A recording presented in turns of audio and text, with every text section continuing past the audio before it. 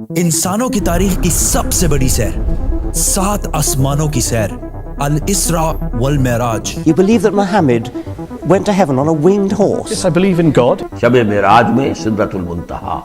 ये इतना अजीम सफर मक्का में रसूलुल्लाह सल्लल्लाहु अलैहि वसल्लम की जिंदगी के सबसे मुश्किल और सख्त टाइम में हुआ। पहले आप सल्लल्लाहु अलैहि वसल्लम का बाइकआउट किया गया, फिर आप सल्लल्लाहु अलैहि वसल्लम के दिल के सबसे करीब लोग हजरत अबू तालिब और हजरत खदीजा रज़ियल्लाहु ताला अन्हा की वफात, फिर ताइफ में आप सल्लल्लाहु अलैहि वसल्लम को इतने पत्थरों से मारा गया कि जूते खून से भर गए। एंड टू टॉप दैट, मक्का में आप सल्लल्लाहु अलैहि वसल्लम की सिटीजनशिप भी खत्म कर दी गई। और जब आप सल्लल्लाहु अलैहि वसल्लम मक्का में किसी और की पनाह में रह रहे थे, अल्लाह ने इसी सबसे मुश्किल टाइम आप सल्लल्लाहु अलैहि वसल्लम को इंसानों की तारीख की सबसे बड़ी सैर कराई, 7 आसमानों की सैर। A journey like none before. ये 7 आसमानों का सफर नबूवत के 11वें साल में हुआ, which means almost बिल्कुल मिडल में। और ये सफर रसूलुल्लाह सल्लल्लाहु अलैहि वसल्लम की जिंदगी का टर्निंग पॉइंट था। 7 आसमानों के इस सफर से पहले आप सल्लल्लाहु अलैहि वसल्लम मक्का में बहुत सख्त जिंदगी गुजार रहे थे, लेकिन इस सफर के डायरेक्ट बाद आप सल्लल्लाहु अलैहि वसल्लम ने मदीना हिजरत फरमाई, जहां एक नई रियासत के लीडर और बादशाह के तौर पर उनकी जिंदगी बिल्कुल बदल गई। एक दिन मक्का में आधी रात को जिब्राईल अलैहिस्सलाम आप सल्लल्लाहु अलैहि वसल्लम को बुराक पर मक्का से जेरूसलम बैतुल मुक़द्दस की तरफ ले गए। ये बुराक नाम बर्क से निकला है, जिसका मतलब है लाइटनिंग, और हो सकता है इसका ये नाम इसकी लाइटनिंग स्पीड की वजह से इसको मिला हो। बैतुल मुक़द्दस में आप सल्लल्लाहु अलैहि वसल्लम ने सारे पैगंबरों की इमामत की, और वहां से जिब्राईल अलैहिस्सलाम के साथ आप सल्लल्लाहु अलैहि वसल्लम पहले आसमान की तरफ रवाना हुए। पहले आसमान का दरवाजा इनके लिए खोला गया, और ये दरवाजा हमारे दरवाजों जैसा नहीं था। पहले आसमान में आप सल्लल्लाहु अलैहि वसल्लम की मुलाकात आदम अलैहिस्सलाम से हुई। उनकी राइट साइड पर जन्नत के लोग और उनके लेफ्ट साइड पर जहन्नुम में लोग थे। आदम अलैहिस्सलाम यूनिवर्स के पहले इंसान और दुनिया के सारे इंसान इन्हीं की औलाद हैं, और आदम अलैहिस्सलाम का जिक्र कुरान में 25 दफा हुआ है।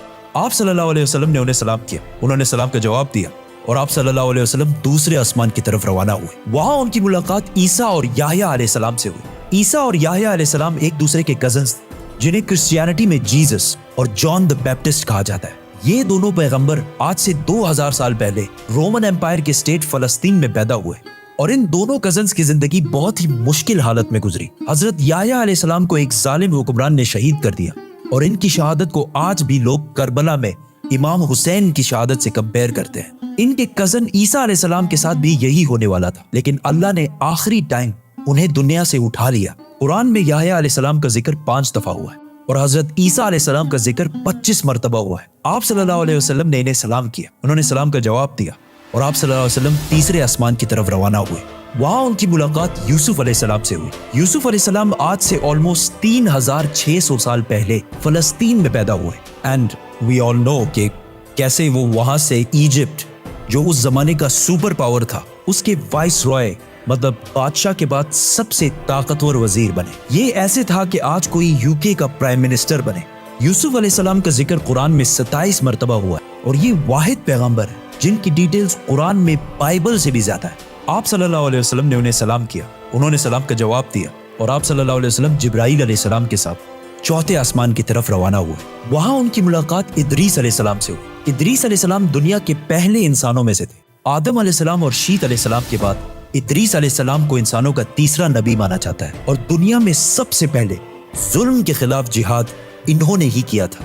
इदरीस अलैहिस्सलाम को दुनिया का पहला साइंटिस्ट भी समझा जाता है, क्योंकि उन्होंने पहली दफा दुनिया में पेन कलम यूज किया था। पहली दफा आसमान में स्टार्स और प्लैनेट्स की मूवमेंट को ऑब्जर्व करके इंसानों की जिंदगी आसान बनाई थी। इदरीस अलैहिस्सलाम का जिक्र कुरान में 2 मरतबा हुआ है। आप सल्लल्लाहु अलैहि वसल्लम ने इन्हें सलाम किया, उन्होंने सलाम का जवाब दिया, और आप सल्लल्लाहु अलैहि वसल्लम 5वें आसमान की तरफ रवाना हुए। वहां आप सल्लल्लाहु अलैहि वसल्लम की मुलाकात हारून अलैहिस्सलाम से हुई। जब मूसा अलैहिस्सलाम पैगंबर बने, तो उन्होंने अल्लाह से दुआ की कि मेरे भाई हारून को भी मेरे इस मिशन में शामिल करें। तो इस तरह हारून अलैहिस्सलाम भी पैगंबर बने। मूसा अलैहिस्सलाम ने हारून अलैहिस्सलाम को सिर्फ इसलिए चूज नहीं किया कि वो उनके भाई थे, बल्कि इसलिए क्योंकि हारून अलैहिस्सलाम बनी इसराइल के सबसे बड़े स्कॉलर्स में से थे। मूसा अलैहिस्सलाम बचपन से फिरौन के घर में पले बड़े थे, जिसकी वजह से उन्हें बनी इसराइल की किताबों और स्क्रिप्चर्स का इतना इल्म नहीं था। तो उन्हें एक ऐसे शख्स की जरूरत थी जिसके पास इन सारी चीजों का इल्म हो, और वो थे हारून अलैहिस्सलाम। और आज तक यहूदियों में سب سے زیادہ اسکالرز ہارون علیہ السلام کی اولاد میں سے ہیں، جس کی وجہ سے ہارون علیہ السلام کی اولاد کو یہودیوں میں ایک اسپیشل سٹیٹس حاصل ہے، جس طرح اسلام میں سیدوں کو حاصل ہے۔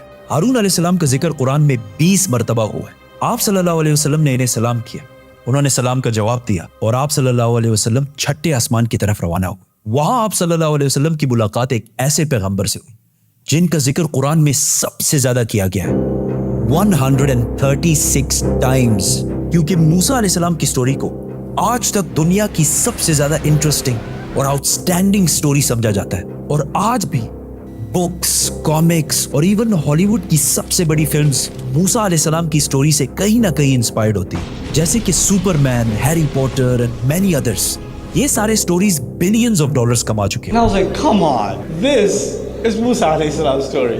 ہوا ایسے کہ جب یوسف علیہ السلام مصر کے پرائم منسٹر بنے تو انہوں نے اپنے 11 بھائیوں کو بھی ایجپٹ میں آباد کیا، اور کافی جنریشنز تک وہ ادھر ہی رہے، اور آہستہ آہستہ وہ ایجپٹ کے سب سے اسٹرانگ اور رچ کمیونٹی بنے ایز یوزول۔ لیکن یہ دیکھ کر مصر کے لوگ ان سے ڈرنے لگے اور انہوں نے بنی اسرائیل پر ظلم کرنا شروع کیا، اور آخر سارے یہودیوں کو غلام بنا دیا، اور بنی اسرائیل مصر والوں کے 400 سال تک غلام رہے، جس میں انہوں نے ان پر بہت ظلم کیے۔ آخر 400 سال بعد موسیٰ علیہ السلام کے ذریعے اللہ نے بنی اسرائیل کو فرعون کی غلامی سے نکال دیا۔ وہاں سے آپ صلی اللہ علیہ وسلم 7ویں اور آخری آسمان پہنچے، جہاں ان کی ملاقات ان کی great great great grand father سے ہوئی، حضرت ابراہیم علیہ السلام۔ پچھلے ہزاروں سال سے دنیا کے سب سے بڑے ریلیجنز ابراہیمک ریلیجنز رہے ہیں، اور آج بھی دنیا کی 60% آبادی انہی ابراہیمک ریلیجنز کو فالو کرتی ہے، اور ہر دن 5 وقت کی نمازوں میں مسلمان ابراہیم علیہ السلام کے لیے اسپیشل دعا کرتے ہیں۔ اس کے بعد آپ صلی اللہ علیہ وسلم سدرۃ المنتہا کے پاس پہنچے۔ وہاں آپ صلی اللہ علیہ وسلم کو بیت المعمور دکھایا گیا، جس کا ہر دن 70,000 نئے فرشتے طواف کرتے ہیں۔ سدرۃ المنتہا آخری باؤنڈری ہے، وہ آخری حد ہے، مخلوق کوئی اس سے آگے نہیں جا سکتی۔ لیکن رسول اللہ صلی اللہ علیہ وسلم کو اجازت تھی، اسی لیے وہ جبرائیل علیہ السلام کو چھوڑ کر اکیلے آگے بڑھے اور اللہ کے دربار میں حاضر ہوئے۔ آپ صلی اللہ علیہ وسلم سے بعد میں صحابہ نے پوچھا کہ کیا آپ نے اندر اللہ کو دیکھا؟ تو آپ صلی اللہ علیہ وسلم نے کہا کہ میں کیسے دیکھتا، وہاں نور، لائٹ کا پردہ تھا۔ یہاں اس اتنے عظیم سفر کا اصلی مقصد ظاہر ہوا۔ یہاں اسلام کا سب سے بڑا حکم مسلمانوں پر فرض ہوا، نماز، جو پچھلے 1400 سال سے پورے دنیا کے کونے کونے میں ادا ہو رہی ہے۔ اس سے پہلے نماز فرض نہیں ہوئی کیونکہ مکہ میں مسجد بنانا امپاسبل تھا، لیکن آسمانوں کے اس سفر کے بعد مسلمانوں نے مدینہ کی طرف ہجرت کی اور وہاں اسلام کی پہلی مسجد بنائی، اور اسی نماز کی وجہ سے مدینہ میں ایک ایسی ڈسپلنڈ اور مضبوط کمیونٹی بنی جس نے آگے جا کے کچھ ہی سالوں میں رومن اور پرشین ایمپائر، 2 بڑی سپر پاورز کو فتح کر لیا۔ اس وقت آپ صلی اللہ علیہ وسلم پر 50 نمازیں فرض ہوئی۔ جیسے ہی آپ صلی اللہ علیہ وسلم وہاں سے روانہ ہوئے، ان کی ملاقات موسیٰ علیہ السلام سے ہوئی۔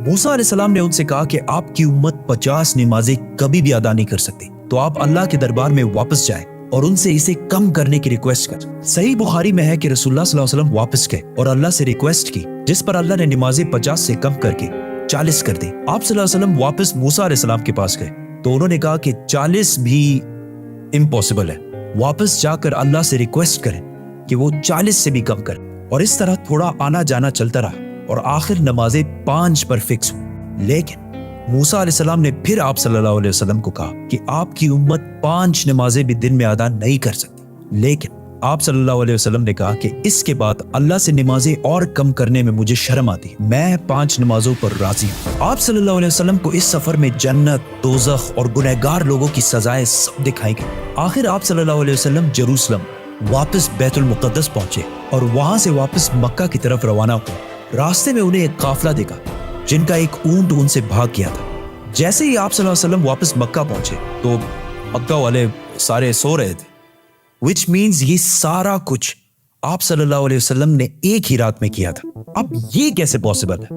آئنسٹائن کی تھیوری آف ریلیٹیوٹی کے مطابق What is time? Time is not absolute, Time is not absolute. جس کا مطلب ہے کہ اگر ایک شخص تیز موو ہو رہا ہے اور دوسرا اپنی جگہ پر کھڑا ہے تو یہ دونوں ٹائم کو بالکل ڈیفرنٹ محسوس کریں گے، اور اگر کوئی لائٹ کے سپیڈ کے قریب ٹریول کرے تو اس کے لیے ٹائم بہت ہی سلولی پاس ہوگا۔ And as we know، Buraq کا نام ہی اس کی لائٹننگ سپیڈ کی وجہ سے رکھا گیا ہے، اسی لیے آپ صلی اللہ علیہ وسلم کے لیے یہ رات بہت لمبی تھی، और बाकी सारों के लिए ये एक नॉर्मल रात थी। जैसे ही आप सल्लल्लाहु अलैहि वसल्लम मक्का वापस पहुंचे, उनको पता था कि अगर वो ये सारी बातें मक्का वालों को बताएंगे तो मक्का वाले उनका बहुत मजाक उड़ाएंगे। लेकिन आप सल्लल्लाहु अलैहि वसल्लम ने सारों को क्लियरली कंप्लीट स्टोरी सुना दी, जिसकी वजह से मक्का वालों ने उनका बहुत मजाक उड़ाया और आप सल्लल्लाहु अलैहि वसल्लम से बैतुल मुक़द्दस के बारे में क्वेश्चंस पूछने लगे, क्योंकि उनको पता था कि इससे पहले आप सल्लल्लाहु अलैहि वसल्लम बैतुल मुक़द्दस कभी भी नहीं गए। लेकिन उसी टाइम आप सल्लल्लाहु अलैहि वसल्लम की मेमोरी को और स्ट्रॉन्ग करने के लिए अल्लाह ने बैतुल मुक़द्दस को आप सल्लल्लाहु अलैहि वसल्लम के सामने पेश किया, इसी तरह जिस तरह आप इस टाइम ये वीडियो देख रहे हैं।